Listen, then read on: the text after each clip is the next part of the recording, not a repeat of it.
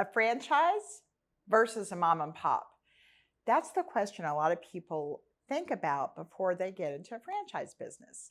They'll see, for instance, a floor coverings business that I want to talk to you a little bit more about and think, maybe I could do that myself. But here I want to give you some reasons why that may not make sense. When you're with a franchise, you get huge firepower. So, for instance, in this particular franchise, they are bringing in Dr. Ben Hardy.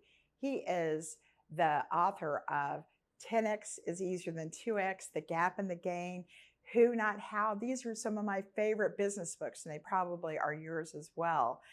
And not only did he speak to their conference, but he is working with their executives and their top performers, the individual franchisees. And it's something that, I mean, just to bring him in to speak, it's probably 50 grand or more.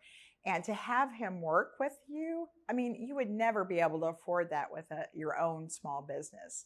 So I want to tell you a little bit more about one of the things that he's done with this business and why it's so interesting. He has helped them figure out what their business plan is. And it's not one of those boring yada yada things that you hear all the time.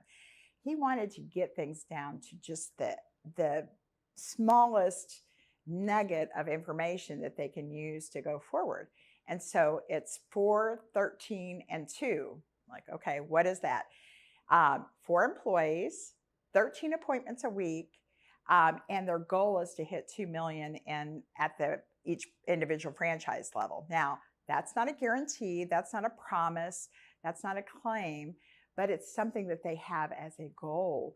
And because Ben Hardy's all about, Xing, multiplying your business. And so that's what they do. So if you are looking at a franchise, think about what kinds of things that they can bring to the table you couldn't afford to do yourself. I'd love to have a talk with you. Maybe it's you, maybe it's somebody you know. Think about how a boring business can be anything but boring when you have these top-notch people behind you. Thanks so much.